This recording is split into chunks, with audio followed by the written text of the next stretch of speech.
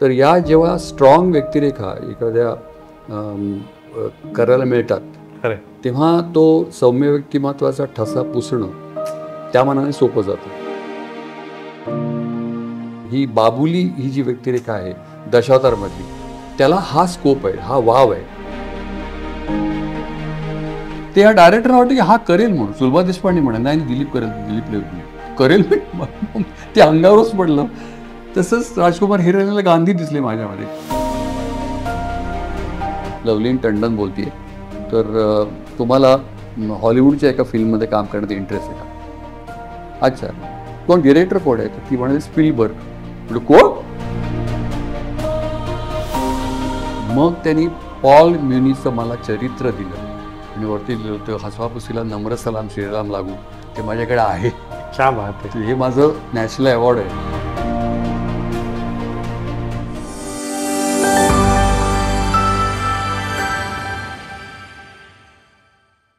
माहितीला ज्ञान समजण्याच्या या युगात जाणीव संपन्न, प्रतिभावंत आणि अभ्यासू ही विशेषणं फार अभावाने वापरावी लागतात. पण माझ्यासोबत असंच एक व्यक्तिमत्व आहे जे खऱ्या अर्थानं जाणीव संपन्न आहे, अभ्यासू आहे आणि प्रतिभावंत आहे. हे त्यांच्या कलाविष्कारातून कायम आपल्याला जाणवत आलंय. मी बोलतोय दस्तूरखुद्द दिलीप प्रभावळकरांबद्दल. दिलीप भैया, खूप खूप स्वागत आहे लेट्सअपमध्ये. निमित्त दशावताराचं आहे, पण आयुष्यातल्या या 81 वर्षाच्या म्हणजे 4 ऑगस्टला 81 गाठली, पण या सगळ्या टप्प्यामध्ये नेमकं आत्ता इतक्या यंग जनरेशनबद्दल या जनझी ह्यांच्याबरोबर काम करत असताना तुमच्यातही तेवढीच ऊर्जा आहे. नाईटला तुम्ही तेवढीच धमाल करत होतात आणि मस्ती करत होतात असं सगळं कळलं. त्या सगळ्याविषयी बोलूया. पण दशावतार हा फॉर्म, दशावतार हे नाव आणि दशावतार आत्ता येणारा सिनेमा तुमच्यासाठी नेमकं काय? हो, तू ते पुन्हा वयाची आठवण करून दिलीस तेव्हा मला पुन्हा एकदा लक्षात आलं की अरे हो, आपलं वय झालं होतं. पण सुबोधने मला जेव्हा ती कथा ऐकवली तेव्हा मला ती खूप वेगळी वाटली. आणि तुला खरं सांगायचं तर इतक्या तऱ्हेचे रोज करून झाल्यानंतर शक्यतो मला असं वाटतं की एकाच तऱ्हेचे, एकाच शैलीतले, एकाच पठडीतले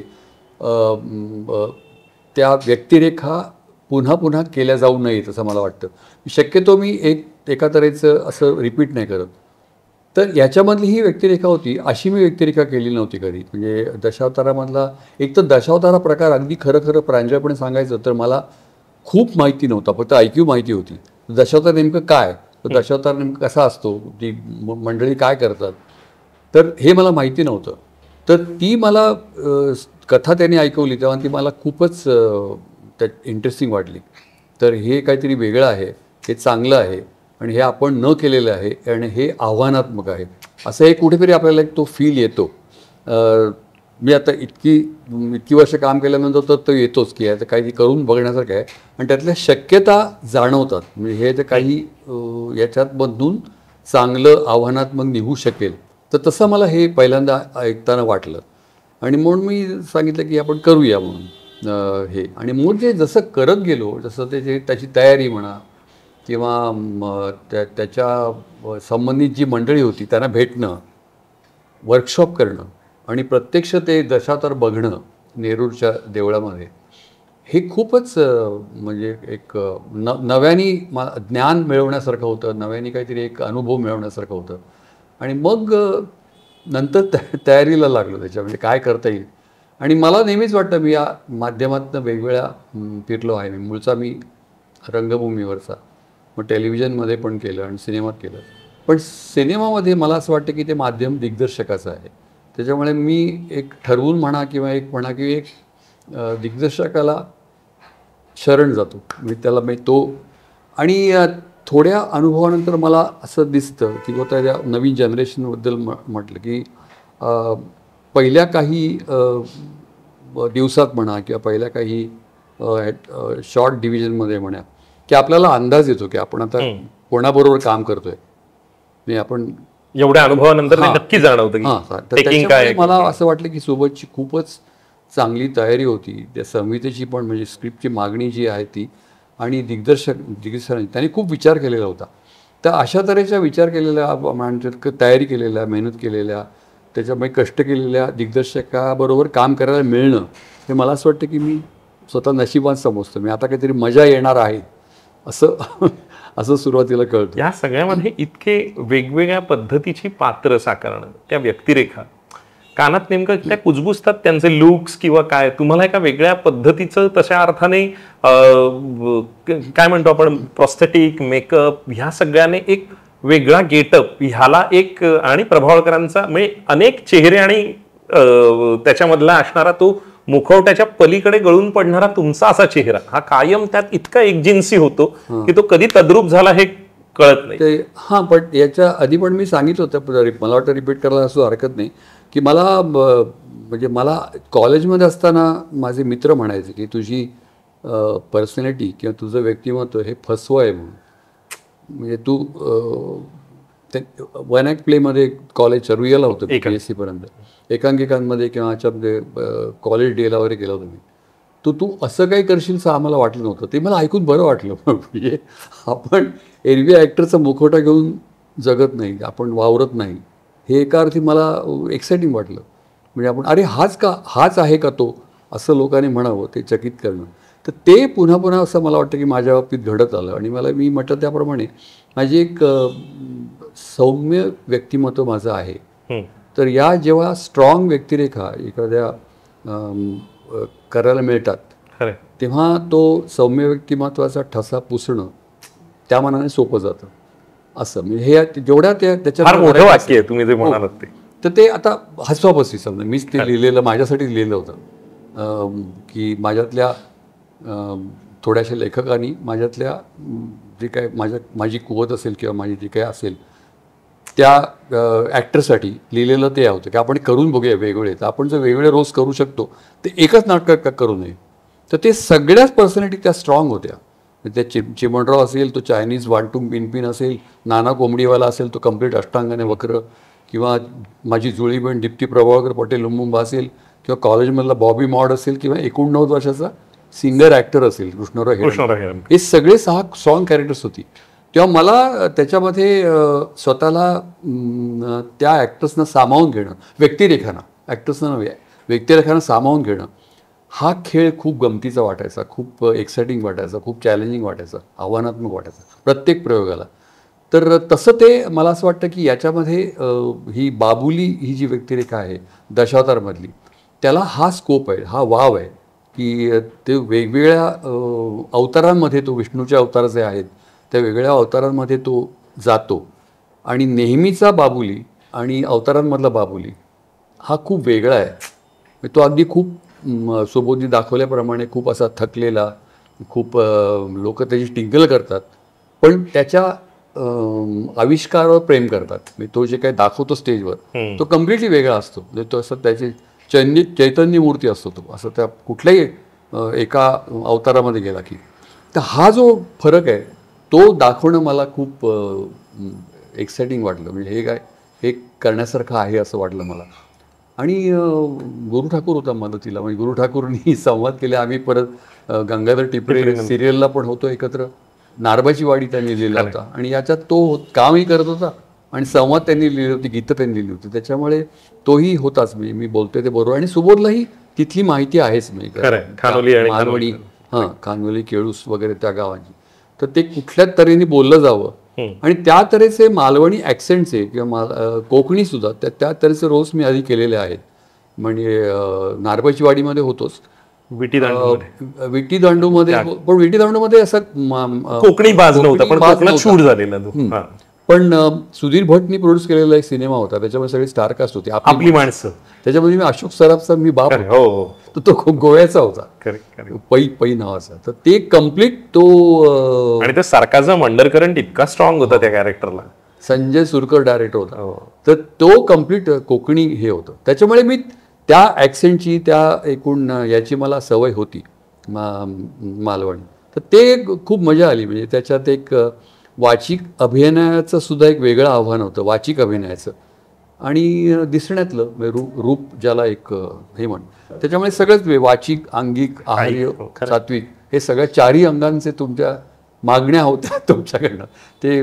ते पुऱ्या करायला मिळणं किंवा त्या एक तुमच्यासमोर एक ते हे असणं, म्हणजे चॅलेंज असणं, आव्हान असणं, हे कुठल्याही नटाला फारच मोह पाडणार आहे, तसं ते मलाही मोह पाडणारं झालं.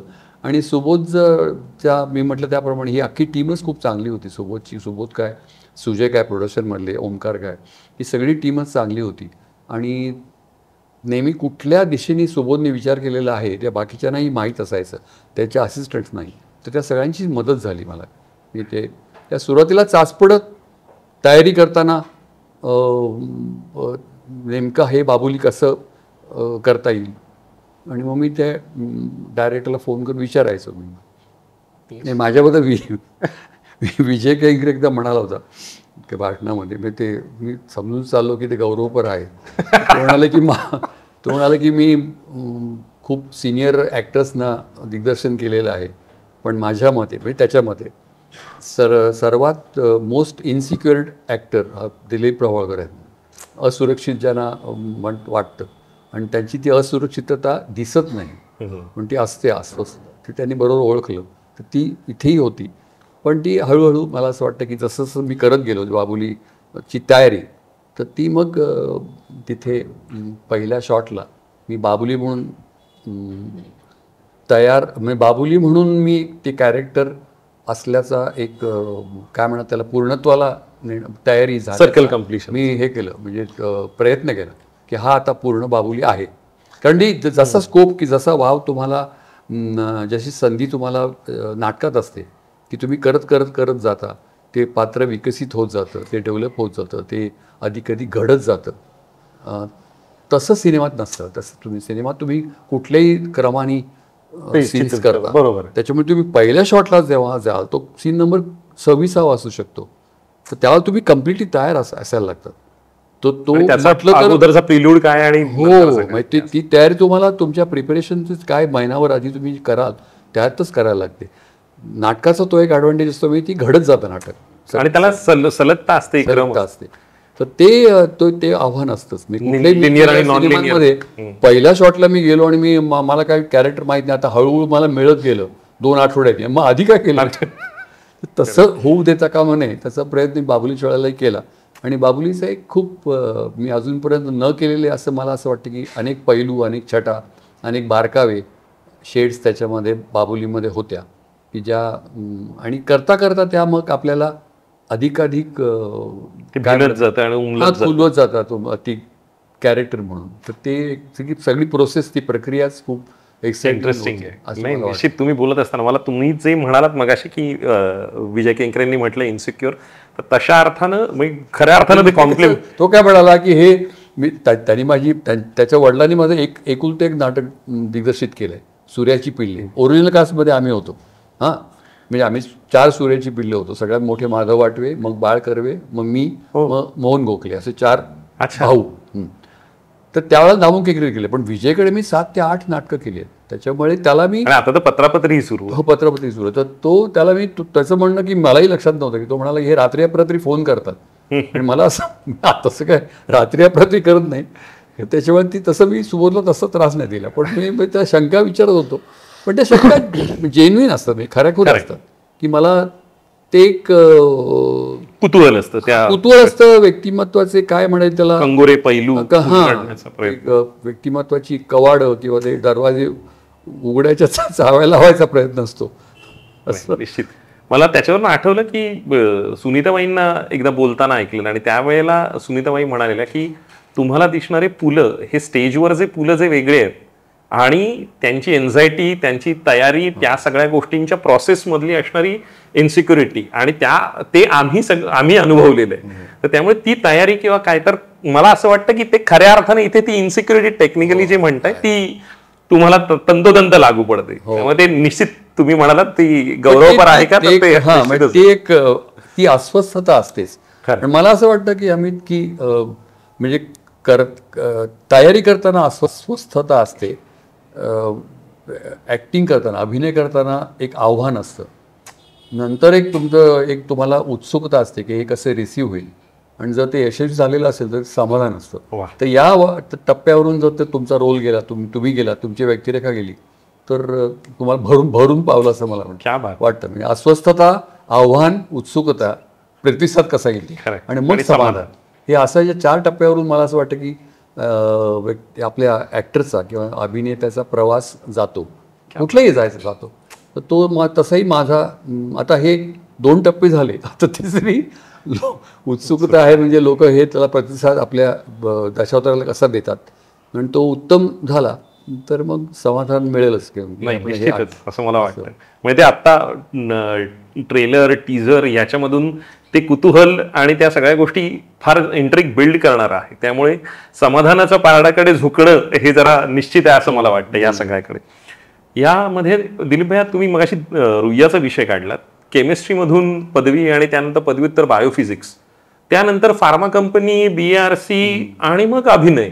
हे काय नेमकं प्रकरण आहे आणि कशा अर्थानं त्या सगळ्या गोष्टी घडल्या? खरं सांगू का, जसं मी म्हटलं त्याप्रमाणे एक इन्सिक्युअर ॲक्टर असतो ना, होतो ना किंवा आहे, तसंच मी निश्चितपणे ठामपणे कॉन्फिडेंटली किंवा अगदी आत्मविश्वासाने एक निर्णय असा की आपल्याला हे करायचं आहे असं घेऊ शकलेलो नाही. म्हणजे मी असा स्वतःला एक नशीबवान किंवा भाग्यवान समजतो की मला वेळोवेळी वेगवेगळ्या दिशांना वळवणारी माणसं भेटली, त्यांनी मला वेगवेगळ्या ठिकाणी वळवलं असं.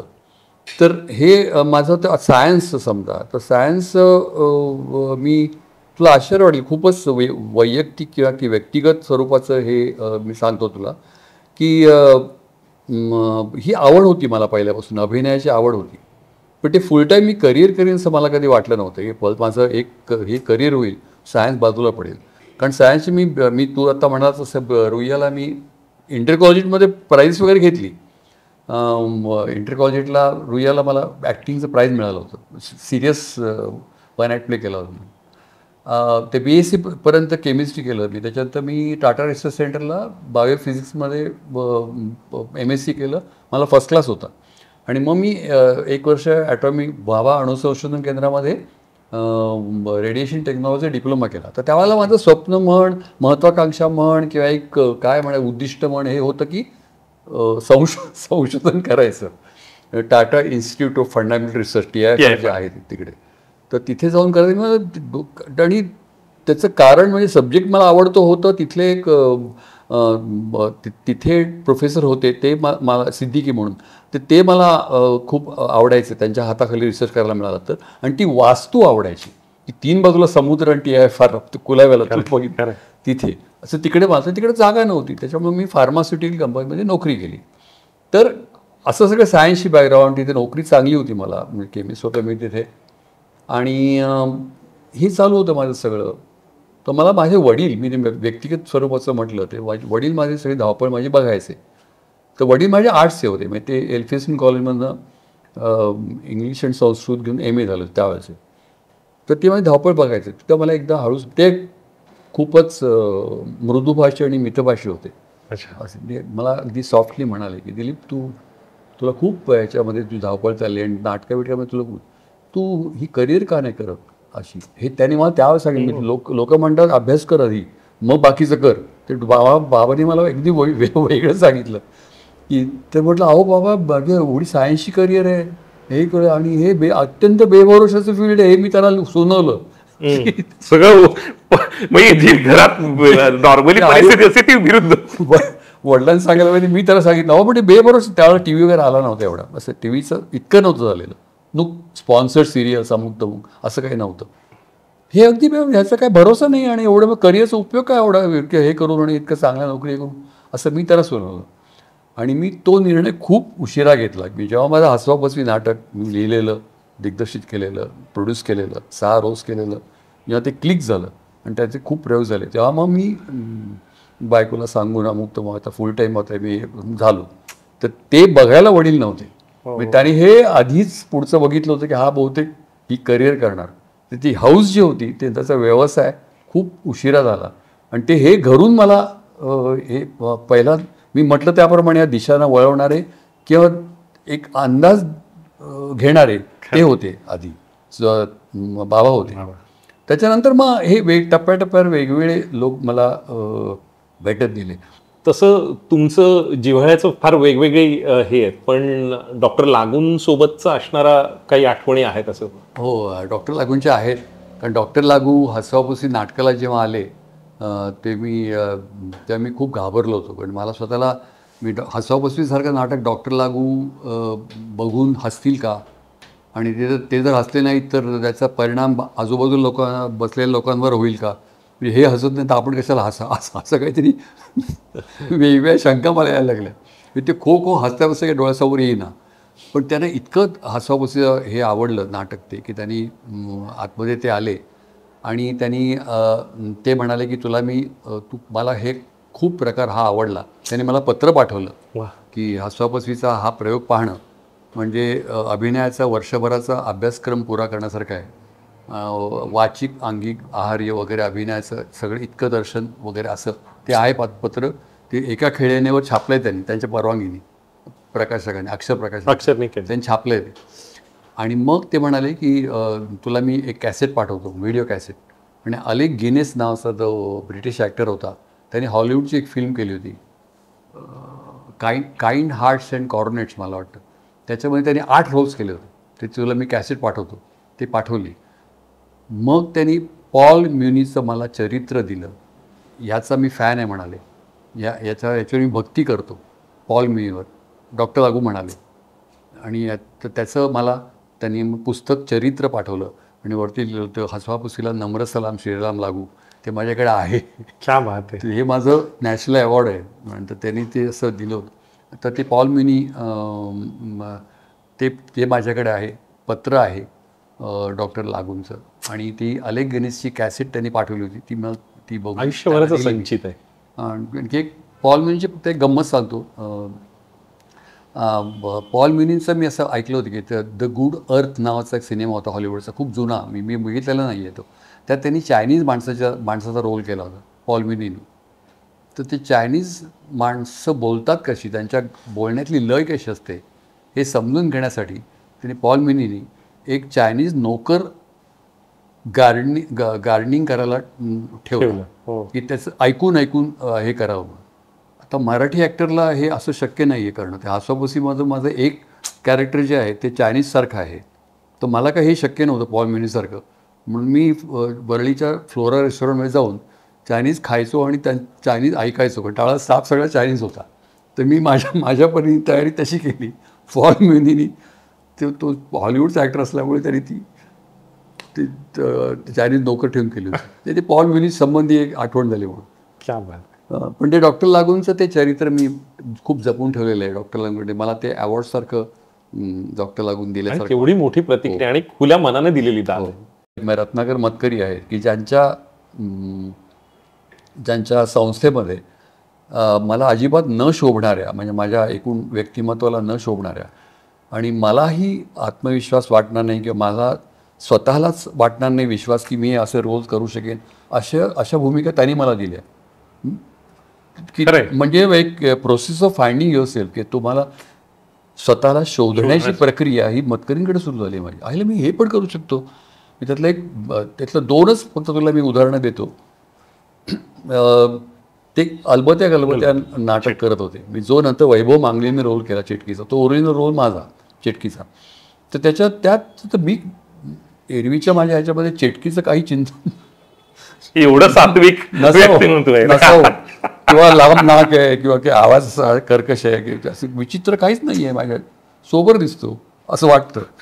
तर त्यांनी मला म्हणाले की ते आणि अलबत्या नाटक प्लॅन करत होते ते. आणि त्या चिटकी फेरी टेल होती ती परिकथा, राजा राणी राजकन्या कुत्री अमुक तमुक, म्हणजे चिटकी भाव खाणारी.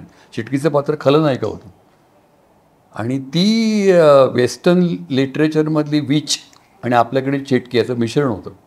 मी घागरा कम परकर, तिकडं लावलेलं हे ब्लाऊज, लांब केस, नाक, डोळ्याखाली वर्तुळं, अशी कथलाचं कडं, वाकडी काठी वगैरे, ओळखताच येणार नाही असं अशी म्हणजे. तर त्या दुसरी एक सिनियर नटी उत्सुक होती चिटकी करायला. तर मतकरी म्हणाले नाही मी हा रोल दिलीपला. म्हणजे मी तर त्यावेळेला इतके म्हणजे पुरुषांनी बायका करणं इतकं सर्रास नव्हतं त्यावेळेला, बायकांचे रोल्स करणं. ते म्हणले मी कसं काय चिट हो. आणि मग मुलांना प्रचंड घाबरवणारी म्हणजे मुलं थरकाप उडायचं माझ्या एंट्रीलाच. मग माझ्या फजितीला, माझ्या एकूण ह्याला गमतीनं हसायची ती मुलं. आणि चेटकीन ताबाच घेतला त्या ह्याचा.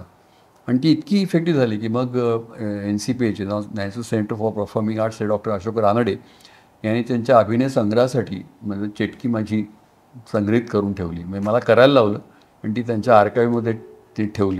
हा एक मोठा मान होता की मग ते चेटकीचं असं. आणि पुष्कळांनी रिव्ह्यूजमध्ये त्यावेळेला की सिनियर यांनी लिहिलं होतं की प्रभाकरांची चेटकी बघून मी त्यावेळेला गमतीने मी म्हणतो की त्या पुष्कळांनी मतकरीने विचारलं की अहो तुम्हाला ही एवढी उंच बाई कुठे मिळाली. तर म्हणजे बाईने पुरुष येतो मग.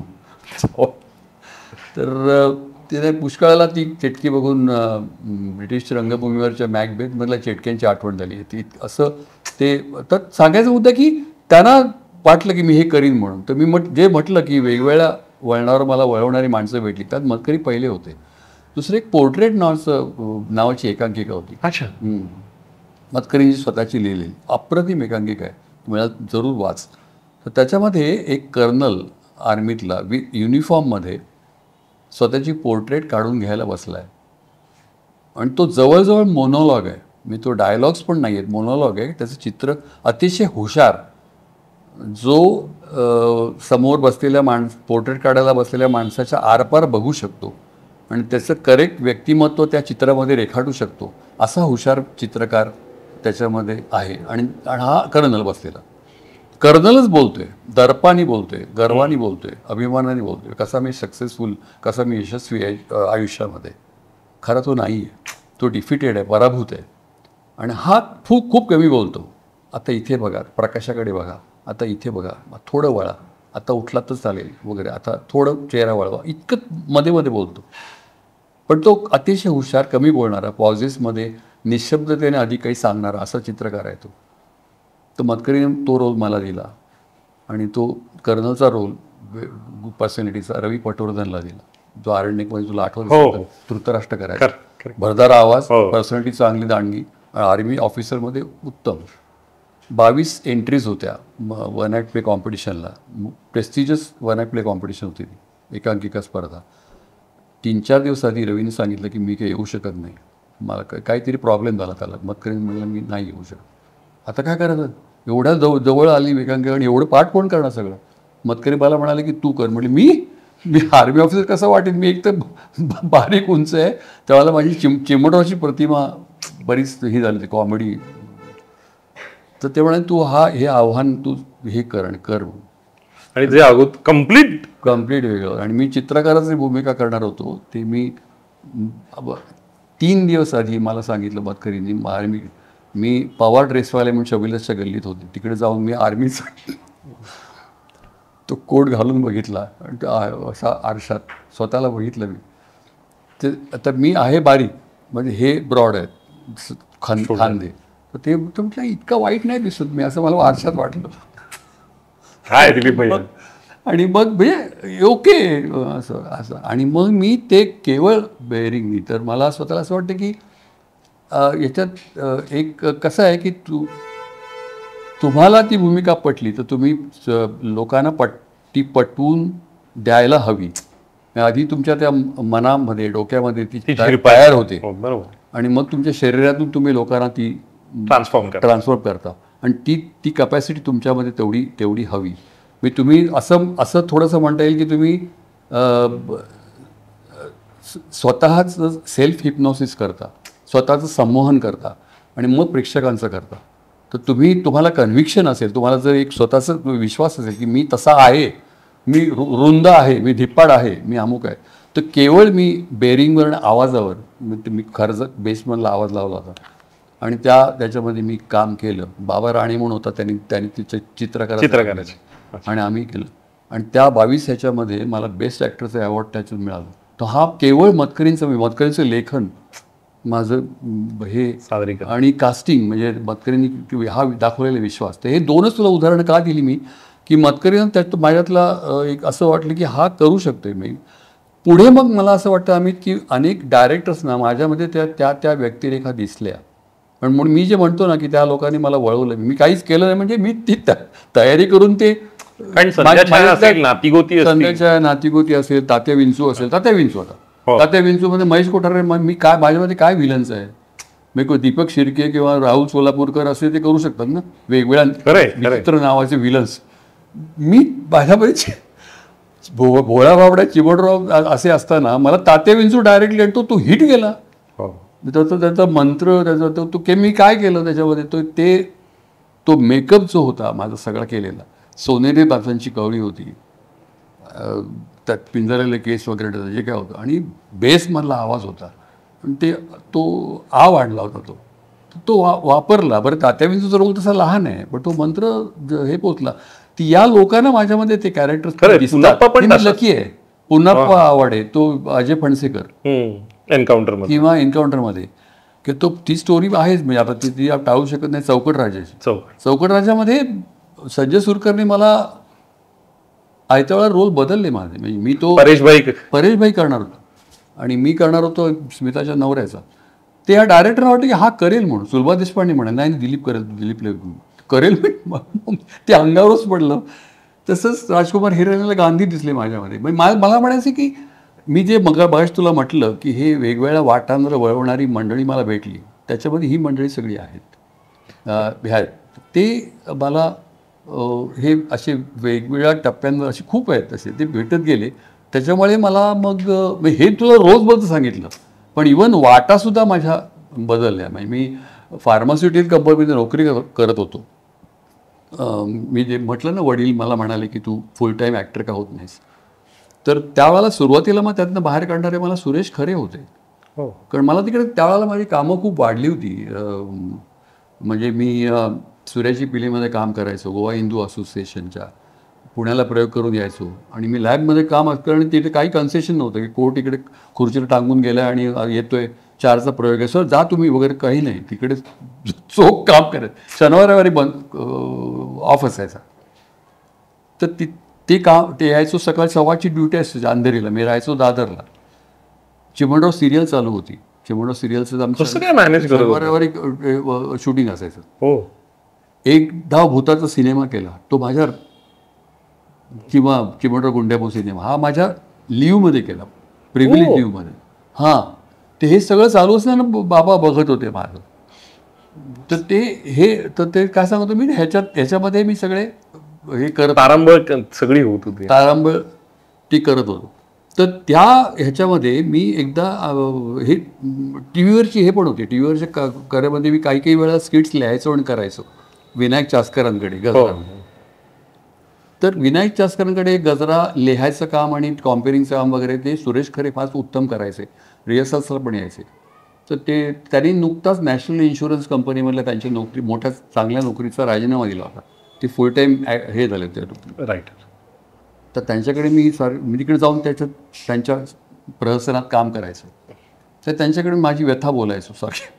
फार धावपळ होते हो, आणि हे कायच रुटीनसारखं रोज इकडे जाऊन मी, नोकरी चांगली आहे, पगार चांगला असतो, पण हे आता मला ह्याच्यात खूप हा आनंद जास्ती आहे. हे रुटीनसारखं ते औषधं चेक करायचं. फार्मस्युटिकल कंपनी ना, क्वालिटी कंट्रोल डिपार्टमेंट होतो मी.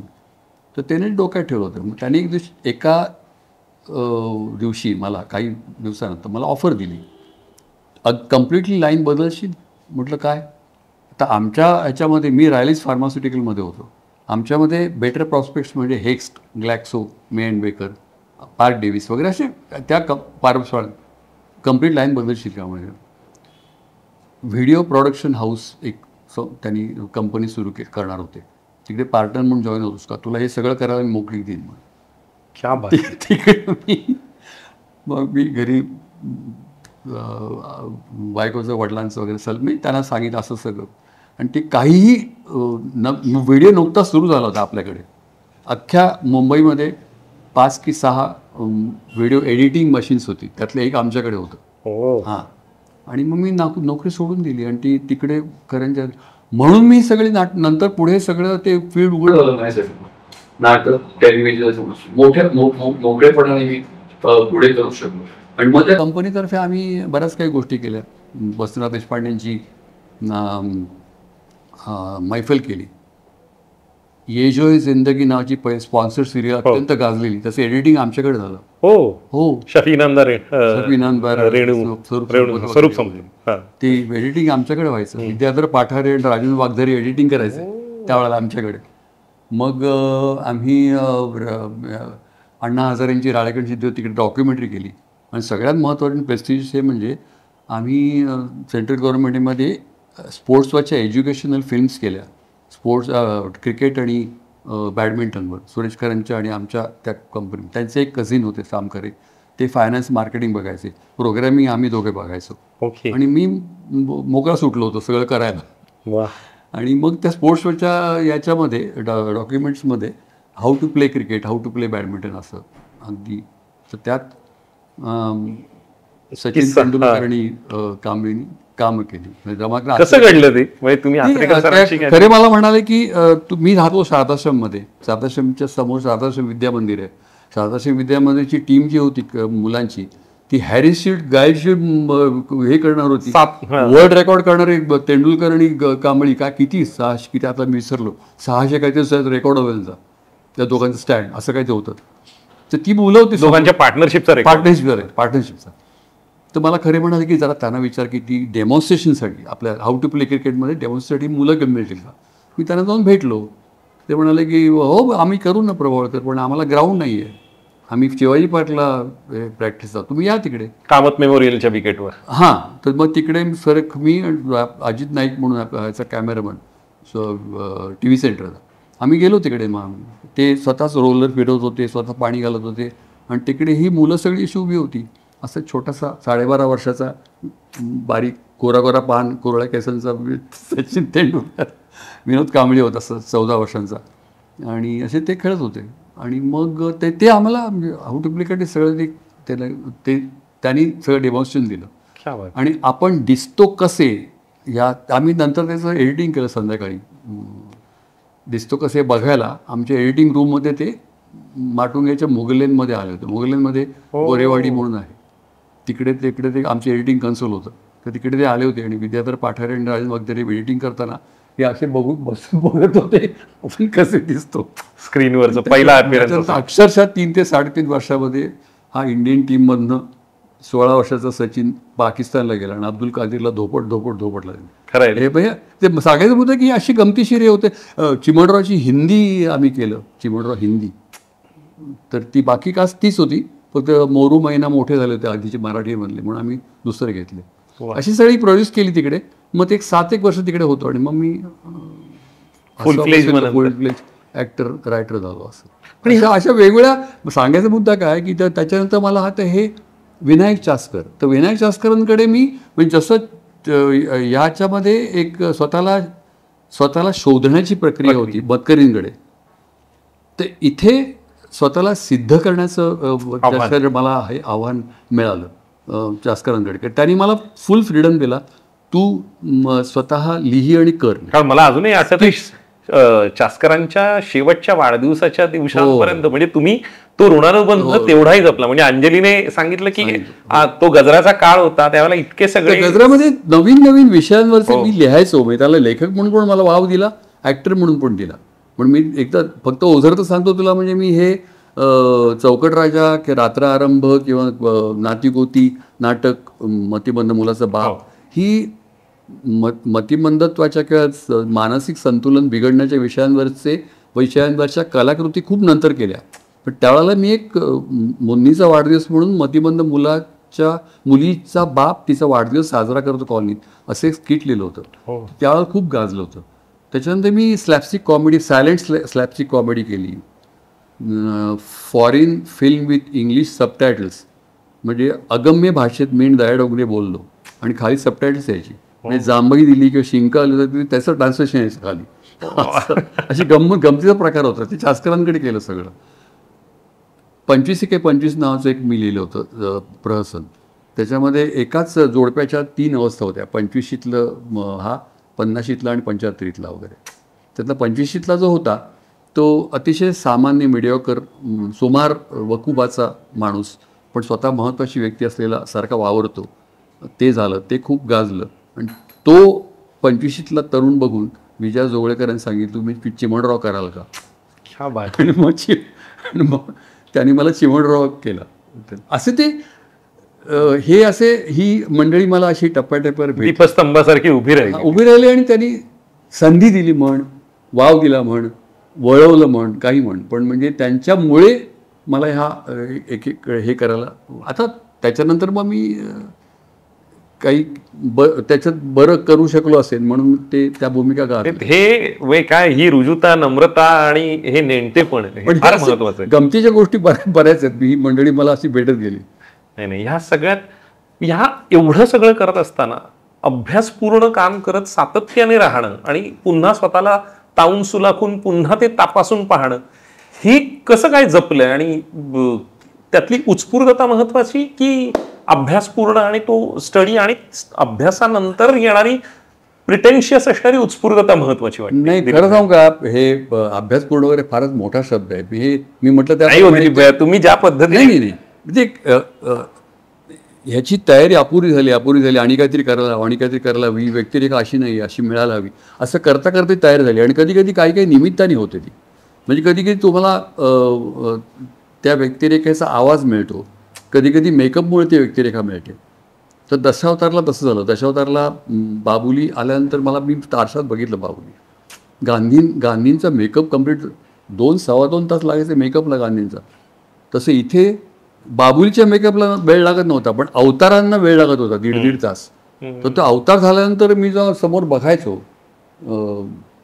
यम किंवा आणि कोण भीष्म, तेव्हा मला वाटायचं की आता त्याची मदत व्हायची मला. तर असं ते वेगवेगळे म्हणजे अभ्यासपूर्ण म्हणण्यापेक्षा ती काही निमित्ताने तुम्हाला ते कॅरेक्टर मिळत जातं. असं काही बोलण्याच्या पद्धतीने मिळतं. गंगाधर टिपरे मला बोलण्याच्या पद्धतीने मिळाले. ते असं नाभीपासून येणार तो तसं आवाजाने मिळतं, काही ह्याच्यात मिळतं. पण तू मला विचारशील तर तयारी केल्याशिवाय कुठली भूमिका करणं हे मला अजिबातच मी कम्फर्टेबल नसतो. पण कधी कधी तुम्हाला तुमच्यावर लादली जाते ती भूमिका, कधी कधी उत्स्फूर्ततेने तुम्हाला दुसरा चॉईसच नसल्यामुळे करावी लागते ती भूमिका. म्हणजे चौकट राजा मला आयतळाला तयारीला वावच कुठे होता. तर ते मला पोर्ट्रेटमधली सुद्धा. तर ते काय करू मी, तर ते फारच आयतळाला केलं. मग ते तिथे परेश रावलांनी नाही म्हणणं आणि किती दिवसात तुमचं शूटिंग, फारच 2-3 दिवसात मी काय करू. म्हणजे अशा वेळेला असं मला वाटतं की तुमचं एक सबकॉन्शियस माइंड म्हणा की तुमचं काहीतरी तिथे तुम्हाला हेल्प करत असणार. तुमची सुप्त आतली क्रिएटिव्ह काय सर्जनशीलता तुमच्या आतची असेल ती वर्क होत असेल कदाचित, तुम्हाला ती वरची पत्ता नसेल. तर तसं ते चौकट राजाला तयारीला वेळच नव्हता ना.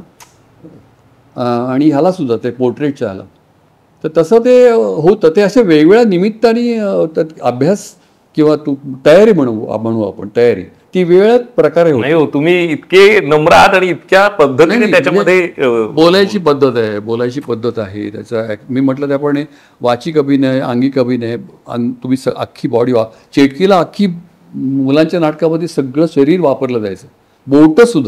बोट तो कम्प्लीट वाकलेला असायचं. किंवा त्याच्यात हसवापसीमधला नाना कोंबडीवाला तो कम्प्लीट अष्टांगाने वक्र आहे, दात आहेत. तर दात लावल्यानंतर मी दिसतो कसा हे भान मला असतं.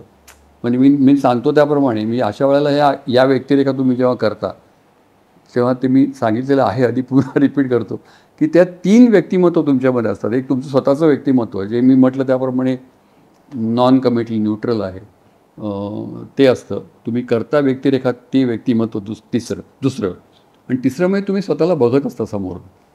तर ते समोरून बघणारं व्यक्तिमत्व जे असते ते तुम्हाला तुमची बॉडी इमेज सांगतं तुम्हाला. म्हणजे गंगाधर टिपरे काय किंवा तो आसवापसीमधला कृष्णहरी हेरमकर काय, तो 16-18 नंबरचा चष्मा लावून मला दिसत नाही समोर, पण तो लावून मी कसा दिसतोय हे मला समोरून दिसत असतं. म्हणजे मी आय कॅन इमॅजिन, म्हणजे ते मला कल्पना येते की हे असं मी दिसत असेल. तर तसं त्रयस्थतेने बघणार. तर तसं दशावताराला तसं मी जेव्हा अवतारामध्ये जायचो तेव्हा मी आता कसा दिसतोय हे मला समोरून एक कल्पना यायची. तर त्या कल्पनेप्रमाणे मी माझी चालण्याची पद्धत, बोलण्याची पद्धत, आवाज कसा असू शकेल असं आणि ते सोबत वेळोवेळी मला हे करत गेला. म्हणजे हे राईट ट्रॅकवर आहे असं सांगत गेला. दिलीप ह्या सगळ्यामध्ये तुम्हाला तुमच्यावर इम्प्रेशन असणार किंवा तुम्हाला एखादी शैली आवडणारा अशा कोणत्या नटाचा प्रभाव म्हणजे फॉरेन ऍक्टर असेल किंवा अशा पद्धतीचं काही खूप आहेत. म्हणजे वेगवेगळ्या वेळी वेगवेगळे इन्फ्लुएन्सेस झालेले खूप आहेत. आणि काही काही वेळेला तुम्ही कळत नकळत पण प्रभाव टाकतात. आता ही जी समत फेकीची सहजता आहे ती आपल्याकडे शरद तळवलकर, राजा गोसावी, राजा परांजपे यांच्याकडे सहजता, स्वाभाविकता आणि सहजता. हो, म्हणजे ती कसं वाटत नाही की हे काय इतकी सहजपणे बोलतो. आणि त्याला तो ह्युमरचा, कॉमेडीचा त्याला प्रचंड हे असतो. तो सेन्स तुम्हाला हवाच. म्हणजे कॉमेडीमध्ये तुम्ही जर करत असाल तर तुम्हाला ती विनोदबुद्धी असायलाच लागते. विनोदबुद्धी नसताना तुम्ही कॉमेडीमध्ये नाही काम करू शकता. तसं त्यांचं ते आहे. त्याच्यानंतर चार्ली चॅप्लिनचा माझ्यावर खूप प्रभाव होता. त्यांचे खूप मी अनेक वेळा बघितलं होतं. का झालं माहीत नाही, पण शाळा ह्याच्या जसं वडिलांनी मला मी मराठी माध्यमातला, पण त्यांनी मला जसं पुस्तकं इंग्लिश वाचायची पण सवय लावली तसं सिनेमांना पण त्यांनी जायला सांगितलं मला.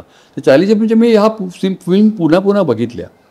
म्हणजे एक करुणेच्या काठावरचा त्याचा विनोद जो होता, हा विनोद तो मला खूप भावायचा. खूप भावला मला तो विनोद त्याचा. द किड असेल, द सिटी लाईट असेल, गोल्डरश असेल, मॉडर्न टाइम्स असेल, सर्कस असेल किंवा द ग्रेट डिक्टेटर असेल, ही मी परत परत बघितले सिनेमे. तर त्याचा परिणाम थोडासा नकळत झाला. लॉरेल हार्डीच्या फिल्म्स खूप बघितल्या, मला खूप आवडायचं. स्लॅपस्टिक कॉमेडी ज्याला म्हणता येईल की जो मला पुढे फार्सेसमध्ये उपयोगी पडला. हे पळापळा कोण पुढे पळे जो नावाचा फार्स मी केला. त्याच्यात आत्माराम भेंडे डायरेक्टर होते, भक्ती बर्वे हिरोईन, मी हिरो होतो. आणि तशी ती स्लॅपस्टिक कॉमेडी होती. तर त्या स्लॅपस्टिक कॉमेडीला लॉरेल हार्डी टाईपच्या कॉमेडीचा उपयोग व्हायचा. तर हे सगळे कळत नकळत तुमच्यावर संस्कार करत होते. अगदी आत्ताचे जे आहेत ना, आत्ताची जी मुलं आहेत त्यांच्याकडनं सुद्धा मी उगाच तुम्ही त्यांना काय सल्ला द्यायला नाही, कधी कधी ते आम्हाला शिकवतात पुष्कळाला. तो कॉन्फिडन्स असतो, तो त्यांचा ते टोटल एक शारीरिक टोटल तुमचं एक काय म्हणेल त्याला आविष्कार असतो संपूर्ण शरीराचा. म्हणून ते विक्रम गोखलेकडनं स्पष्ट शब्दोच्चार होतो. आणि त्याने मी एकत्र नाटक केला, मी कितीतरी प्रयोग केले. आप्पा आणि बाप्पा विजयने बसवलं होतं केंकरेने. तर असे प्रत्येकाकडून काही ना काही शिकत तो जे प्रभाव पाडणारे होते नट म्हणून पुष्कळ असे आहेत. पीटर सेलर्स आहे. पीटर सेलर्सचे ह्युमर वेगळा आहे. आपण सिरियस राहून लोकांना हसवणं हा प्रकार, पोकर फेस किंवा टंगिन चीक ह्युमर ज्याला म्हणता येईल, तो तसा. आपण वेळेकडे नाही करू सुद्धा एक असा विक्षेप न करताही तो सटल ह्युमर सुद्धा असू शकतो. तर असे टीचर्स पुष्कळ मला त्यांच्या नकळत भेटलेत. आणि मी तू म्हटलंस त्याप्रमाणे अभ्यासपूर्णापेक्षा तयारीने केलेले रोज आणि उत्स्फूर्त त्याने रोज केलेले असे दोन्ही याचं मिश्रण माझ्या बाबतीत होतं. पण इथे दशावताराला मात्र तयारी करूनच करायला लागले. आणि काही वेळेला या गेटअपचा किंवा मेकअपचा मला ते बेरिंग सापडायला खूप उपयोग झाला. म्हणजे त्या अवतारामधले बेरिंग आणि जे प्रसंग त्या बाबुलीवर कोसळतात ते सुद्धा तुम्हाला मग एक मार्ग दाखवतात की आता हे एक्सप्रेशन कसं हवं. हे अशी काही त्यातले थरारक प्रसंग आहेत. नंतर असं गरीब बिचार बापुलीवर तर ते सिनेमात दिसतीलच बरं कुठले आहेत. पण या सगळ्यामध्ये एक हुकलेली संधी आहे स्पिलबर्ग बरोबर काम करण्याची, त्याबद्दल तुम्ही सांगावं असं मला वाटतं. ते मला मी जशा सिरियस राहून कधी कधी फिरक्या घेतो टर्मिनल टर्मिनल तर ते सिरियस राहून फिरक्या घेतो असं माझा आरोप आहे. तसं मला असं वाटलं की कोणतरी माझी फिरकी घेते. कारण माझ्या एका कास्टिंग डिरेक्टरची ती लवलीन टंडन नावाची एक बाई आहे दिल्लीची, तिचा मला फोन आला. मी बायको चाललो होतो कोल्हापूरला महालक्ष्मी एक्सप्रेसनी. ती म्हणाली की am I speaking to Dilip Prabhavalkar, मी लवलीन टंडन बोलते आहे, तर तुम्हाला हॉलिवूडच्या एका फिल्ममध्ये काम करण्यात इंटरेस्ट आहे का. मी असं साधा भोळा नाही. म्हटलं हे कोणतरी बहुतेक इकडे जाऊन हे ऑडिशन द्या, इकडे जाऊन कोणाला मी पाठवलेलं नाही पण अशी पाठवतात कोणाला. ते बिचारे जाऊन इकडे गातात वगैरे, कोण किसने बोलाय आपको, तसलं काहीतरी असणार आहे. म्हटलं हो हॉलिवूडची फिल्म. म्हटलं मी बरं असं अच्छा. मी तिला काही अपमान नाही केला तिचा. म्हटलं खरं निघालं तर काय बोलायला नको. अच्छा कोण डिरेक्टर कोण आहे. तर ती म्हणाली स्पिलबर्ग. म्हटलं कोण स्पिलबर्ग, तर कुठली फिल्म तर म्हणते. मग ती सांगायला लागली मला. आणि आयला तिचं सांगण्यानं वाटली खरंच बोलते की काय. ती म्हणत तुम्ही कुठे आहे? म्हटलं मी कोल्हापूरला चाललो आहे. तर मग तिकडे त्यावेळेला फॅक्स होतं, फॅक्स. तर तुम्हाला मी फॅक्सनी सीन्स पाठवते, जरा ते बघून ठेवा. तर तुमच्याबरोबर त्याच्यात टॉम हँक्स आणि तुम्ही कधी येणार आहात? तर म्हटलं मी येणार आहे 3-4 दिवसांनी, पण अर्जन्सी हो अर्जंट आहे म्हणाले. तिकडे मुंबईला तुमची आम्हाला हे घ्यायची, स्क्रीन टेस्ट घ्यायची. कसं? तर मग बॉम्बे स्कॉटिश माईमला त्या समोर एक फ्लॅट आहे, तिथे तुम्ही या. तर मग मी ते धडाधड आले ना रे सीन्स तिकडे फॅक्सनी. तर मी बघतोय आणि मग मी आलो इथे. तिकडे का टॉम हँक्स आला नव्हता, तर ते टॉम हँक्स तिकडे बसले असं समजून आपल्याला हे करायचे होते. मग मी घाईघाईत मग मी ते हे घेतलं, पाठ केलं. मग त्यावेळेला आमची टिपरी सिरियल चालू होती. मग मी केदारच्या भावाला फोन केला, मंदार शिंदेला. त्याला म्हटलं अरे बाबा ते आबाजीचं वीक जरा पाठवू.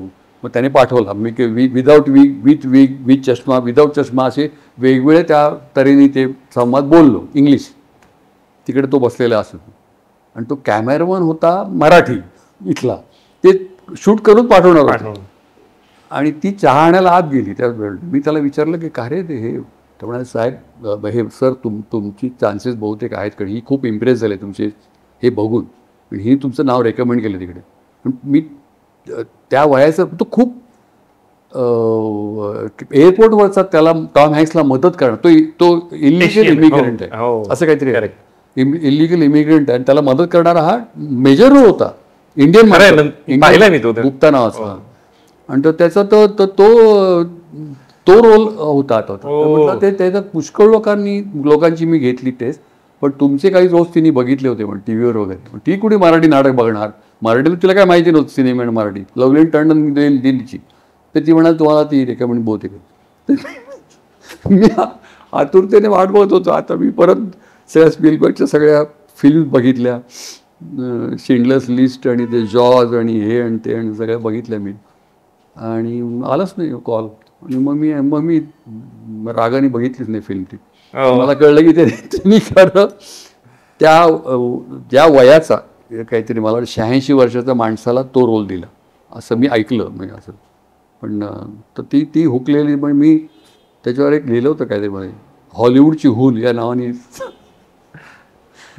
ते झालं असतं तर तिने विचारलं मला की तुम्हाला 7 स्टार हॉटेलमध्ये तुम्ही एक अमुक महिने का काय किती 3-4 महिने राहू शकाल ना? म्हटलं म्हणजे 3-4 महिने गॅप मिळेल ना तुम्हाला 7 स्टार हॉटेल कळलं. म्हणजे मी करा नाही मी 7 नाही, मी 3 ऑर्डर राहील असं नाही, इतके दिवस देऊ शकाल का सलग? बरोबर. ह्या सगळ्यामध्ये दिलीपभाई जसा उल्लेख तुम्ही केलात, लिखाण आपण करू शकतो, ह्या सगळ्याला कागदावर उमटवू शकतो. आणि बोक्या सातबंडीसारखं एक येतं, साहित्य अकादमी, वेगळ्या वेगळ्या ह्या सगळ्या गोष्टी कशा अर्थानं ते स्वतःला आजमावणं किंवा मी व्यक्त होऊ शकतो आणि कागदावरही व्यक्त होऊ शकतो. हे तुला सांगू का, आम्ही हे साधारण एकाच वेळा सुरू झालं. म्हणजे स्वतःला व्यक्त करण्याची उर्मी ज्याला म्हणता येईल, urge to express yourself, ही कधी अभिनयात ना, कधी कॅमेरासमोर किंवा स्टेजवर प्रेक्षकांसमोर ना, कधी कागदावर, लॅपटॉप वगैरे नव्हते, कागदावर. तर ते एकाच वेळा सुरू झालं. आणि जसं मला घडवणारी ही मंडळी भेटली, मी म्हटलं ते आपण वळवणारी, माझ्यात ती कॅरेक्टर्स बघणारी भेटली, तसंच मला लिहायला लावणारे संपादक आणि प्रकाशकही भेटले. म्हणजे मला एनकरेज करणारे, तुम्हाला ह्युमरचा खूप चांगला सेन्स आहे. ते पहिले मला ते हे करणारे हंस मोहिनी नवल याचे संपादक होते, आनंद अंतरकर पारले. त्यांनी मला पहिल्यांदा मी त्यांच्याकडे निवड दिली होती. तर त्याने ते म्हटलं बघा तुम्हाला आवडते का बाबा, ती सांगू का कशी स्टोरी लिहिली? म्हणजे पण मोठं होईल. नाही सांगा स्टोरी. काय झालं, मी कॉलेजमध्ये रुईयाला असताना आम्ही इंटर कॉलेजला एकांकिका स्पर्धेत तर मी सिरियस नाटक एकांकिका केली होती. तर त्यात मला प्राईज मिळालं होतं. आणि मग कॉलेज डेला एक निखळ विनोदी कोणी गोविंद घ्या नावाची एकांकिका केली. तर त्याच्यामध्ये मी गोपाळ होतो आणि गोविंद नावाचा सिनियर माझ्यापेक्षा आर्ट्सचा, मी सायन्सचा, तो आर्ट्सचा विद्यार्थी होता, सिनियर होता खूप. तो डायरेक्टर आणि तो गोविंदचा रोल, मी गोपाळचा. आणि मला ड्रेस होता चट्ट्यापट्ट्याचा मळकट नाईट ड्रेस, असा हे होता ड्रेस. आणि ते कॉलेज डेला टाळ्या शिट्या धमाल केली. आमचे कपडे कॉलेज डेला मी चांगले कपडे घातले होते. आमच्या फिजिक्स लेक्चर रूममध्ये मी काढून ठेवले होते आणि तो आम्ही केल्यानंतर मग प्रचंड ती हे झालं, रिस्पॉन्स खूप मिळाला. लोक सगळे अभिमान करायला लागले आणि मी आतमध्ये जाऊन बघतो तर माझे कपडे चोरीला गेले होते. हो. तर आता ते सगळे इल्युमिनेशन वगैरे केलेलं ह्याच्यातनं भाव खात एकांकी चांगली झाली म्हणून घरी जाण्याच्या ऐवजी मी ते नाईट सूट लपवत लपवत घरी गेलो. ही अशी फजिती झाली आणि त्याची ते पुढची गंमत अशी की 2 दिवसांनी मग कॉलेजच्या नोटीस बोर्डावर नोटीस लागली की आपलं गॅदरिंग चालू असताना, संमेलन चालू असताना एका विद्यार्थ्याची पॅन्ट हरवलेली आहे, तर कोणाला सापडली तर प्लीज आणून द्या ऑफिसमध्ये म्हणून. तो मुलांची प्रचंड गर्दी नोटीस बघायला, पॅन्ट हरवली. आणि मी चेहरा लपून परत दुसरीकडे, दुसरीकडे फिरत होतो. म्हणजे हा तोच मुलगा आहे, आता तो सिनियर BSc ज्युनियर BSc मधला तोच असणार असं काही कोणी म्हणू नये म्हणून मी लांबून ते सगळं, त्याला प्रचंड त्या नोटीसला रिस्पॉन्स मिळाला. काही वर्षानंतर जेव्हा मला काहीतरी कथा लिहायला वाटलं तेव्हा मला हा प्रसंग आठवला. वा. ही फजिती झालेली माझी ती आठवली आणि मग मी ते त्याला एक काय म्हणतात त्याला कल्पित त्याची जोड देऊन एक भोट मुलगा आपल्याला नाटक करायचं म्हणून त्याला तिकडे काही करायचं आणि त्याला ऐतिहासिक नाटक भालदार चोपदाराच्या, मी नाईट ड्रेसमध्ये गेलो होतो, त्याला भालदाराच्या ह्याच्यात जायला लागतं. अशी ती मी नाटक नावाची एकांकिका आपलं कथा आनंद अंतरकरांना नेऊन दिली. तर त्यांचं लगेच मला अतिशय उत्तम कारण आलं. ते म्हणजे अहो तुम्हाला नट म्हणून मी तुम्हाला ओळखत होतो, तुम्ही इतकं सुंदर, तुम्हाला विनोद बुद्धी आहे मला माहीत नव्हतं, तुम्ही लिहा म्हणसाठी. त्याच्यानंतर रेग्युलरली मी मोहिनीसाठी लिहायला लागलो. तर ते पहिले. त्याच्यानंतर जेव्हा मग मोहिनीत बऱ्याच आल्या, ते हसगत नावाचं जे माझं पुस्तक आहे त्यालाही बरेच साहित्य पुरस्कार मिळाले, त्यात सगळ्या विनोदी कथा आहेत. आणि नंतर ह्याना निखिल वागळेनी पाक्षिक सुरू केलं होतं, षटकार नाटक. तर तो मागेला म्हटलं बाबा हे बघ माझे बरेच उद्योग चालले, ते मला असं कॉलम लिहिण्यावर जमणार नाही. सो मी पहिल्यांदा सुरुवात माझी नाही असं असते जसा इंटरव्ह्यूला त्यात मी आणि गुरु ठाकूरनी कात परवा सांगितलं, सुरुवात कोणी आलं माझ्याकडे तर मी आधी नाही म्हणतो. हो, आज सकाळी तेच केलं. तसं मी पण नाही रे वा, अरे सदर कसं लिहिणार प्रत्येक वेळ. म्हणजे माझी इतकं चाललं, माझी नोकरी सांभाळून माझं नाटक चालू होतं, TV तुला सांगितलं ना, माझी TV सिरियल चालले, TV प्रोग्राम चालले आहेत, नाटकं करतोय, सिनेमा सारखे नव्हतं करत, पण म्हणजे नाही जाणार मला. नाही ते आणि त्यांनी लिहायला लावलं मला. नाही तुम्हाला ह्युमरचं हे आहे, तुम्हाला ती दृष्टी आहे म्हणाला, ती व्यंग टिप्पण्याची दृष्टी आहे, तुम्ही लिहा. सगळा तो षटकारचा ते पाक्षिक असायचं, ते ग्लोरिफिकेशन, त्या यांचं कौतुक क्रिकेटर्सचं म्हणण्यापेक्षा जास्त संदीप पाटील संपादक होता, हा प्रकाशक होता. तर ते असायचं. माझा एकच कॉलम असा होता की मी यांच्या टोप्या उडवलेल्या असायचे, टिंगल केली असायची आणि मला बरीचशी आतली माहिती पुरवायचे हे क्रीडा पत्रकार, द्वारकानाथ संगगिरी, उमेश आठलेकर, तो मकरंद मायगणकर, ही मला आतल्या बातम्या द्यायची. तर ते मराठी क्रिकेटर्सला कळायचं नाही, हा कधी मॅचला पण येत नाही, ह्याला आतल्या हे सगळं सांगतो कोण, म्हणजे अगदी टूरला कोण कोणाचा रूम पार्ट ठरवता वगैरे इथपासून. आणि मग मी त्याला स्वतःच्या कल्पनेची फोडणी देऊन मी त्यासाठी खूप पॉप्युलर झाला कॉलम तो गुगली. तसं त्यांनी मला लिहायला लावलं. मग त्यांनी त्यांचंच दुसरा एक पाक्षिक होता चंदेरी. त्या चंदेरीमध्ये मी झूम नावाचा कॉलम, त्याची संपादिका होती रोहिणी अट्टंगडी. त्याच्यामध्ये मी नंतर आय थिंक गौतम राजाध्यक्षांचा कॉलम वगैरे आणि ते झूम नावाचं त्याचं पुस्तक झालं. त्यांचं महानगर नावाचं सायन दैनिक होतं, त्याच्यात मी कागदी पण लिहायचो. तर त्या सगळ्या कॉलम रायटिंगची नंतर पुस्तकं झाली. तर हे या लोकांनी मला लिहायला लावलं. बोक्या सातबंडीची स्टोरी अशी आहे की बोक्या सातबंडे आकाशवाणीसाठी मला माधव कुलकर्णींनी ते कॅरेक्टर करायला लावलं. मी त्यांना शिष्टपणे मला जमणार नाही पहिल्यांदा सांगून टाकलं. ते म्हटलं अहो, आणि त्यांना मी मला आणखीन एक मिळालं की अहो आता टेलिव्हिजन वगैरे आले, रेडिओ कोण ऐकतं सर, तू शहाणपणा करू नको, तू लिही. काय सर ते बोक्या साहेब मला लिहायला लावलं त्यांनी, डोक्यात म्हटलं आपण तू लिही मग बघूया. प्रचंड पॉप्युलर झाली ती. आकाशवाणीतली श्रुतिका ऐकणारे खूप लोक होते. त्यात अजित भोरे बोक्याचा बाबा होता. बोक्याचा दादा सॉरी बोक्याचा दादा होता आणि अजित भोरे आणि मी बोक्याचा बाबा होतो.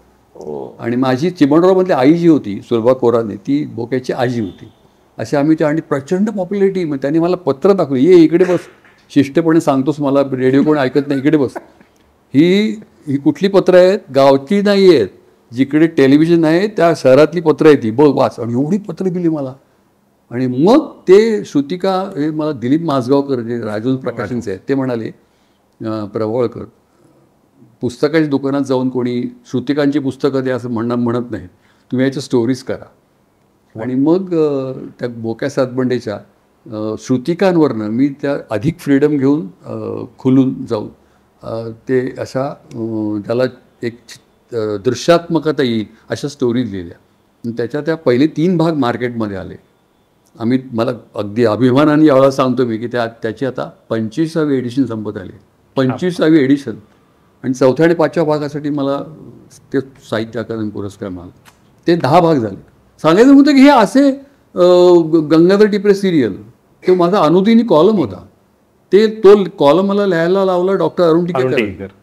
तर अशी मी ती मगाशी तुला अगदी सुरुवातीलाच म्हटलं, ही वेगवेगळ्या वाटांवर वळवणारी मला माणसं भेटली, ती सगळेच लोक आहेत त्याच्यात. हे जसं मला नट करायला हे झाले, तसे लेखक करायलाही म्हणजे लेखन करायला या लोकांचा खूपच मला एक आधार मिळाला. दिलीप, मनापासून थँक्स. म्हणजे खूपच थँक्स हा खूप असा औपचारिक वाटतो शब्द, पण अरिस्टॉटल ज्या पद्धतीने म्हणतो की an actor should be an athlete and philosopher, तर मला असं वाटतं की आपल्याकडे ॲथलीट खूप असतात, ॲथलीट आणि फिलॉसॉफर हे कॉम्बिनेशन एकत्र असावं असा असणारा कलावंत मला आज सापडला, याचा मला एक वेगळा आनंद आहे. आणि खूप खूप आभार. तुला थोडक्यात सांगतो की मी थोडासा लेखक असल्याचा ॲक्टरला उपयोग होत होते दशावतारामध्ये मी अनुभवलं. म्हणजे तुला मी की त्याच्याच लेखनातले सोबतच्या जे बारकावे आहेत, जे शेड्स आहेत, ज्या अनेक प्रसंगांमध्ये नाट्यपूर्णता आहे, ती थोडासा लेखक असल्यामुळे मला अधिक ॲप्रिशिएट करता आली. आणि ॲक्टर म्हणजे ॲक्टरचं ती कसरत चालूच असते. म्हणजे तुमची काय म्हणतात त्याला कुस्ती कॅरेक्टरशी, म्हणजे ॲक्टर आणि व्यक्तिरेखा यांची कुस्ती नेहमी चालूच असते शूटिंग चालू असेपर्यंत. नाही नाही, मला हा तुमचा हाफ बस्ट बघून मला पुलं ज्या वेळेला शांतिनिकेतनमध्ये गेलेले त्यावेळेला शर्विराव चौधरीने हाफ बस्ट केलेला आहे. त्याच्यानंतर त्यांचा असणारा चित्रमय स्वगत मधला जो फोटो आहे, तर मला आता तुमचं ही फ्रेम जर फ्रीज झाली तर मला असं वाटतं की ती गोष्ट तशा अर्थाने आहे. आणि हे व्यक्तिमत्व तशा अर्थानं जर असेल महाराष्ट्राला, तर लाडकं व्यक्तिमत्व म्हणून तुम्ही खऱ्या अर्थानं. अरे नाही, पुलंचे आमच्यावर खूप उपकार आहेत. पुलंमुळे आम्हाला एक दृष्टी मिळाली, व्यंग टिपण्याची, विनोदाचं एक वृत्ती मिळाली. तर ते खूप आमच्यावर पुलंचे उपकार आहेत. आणि तुम्ही बटाट्याची चाळ वगैरे त्या ह्याच्यात इतकं चंद्रलेखासाठी छान गोड केलेलं होतं. नाही नाही, इतकं so sweet of you Dilip भैया की तुम्ही इतकं आपलेपणाने बोललात. आणि मनापासून थँक्स. मनापासून थँक्यू.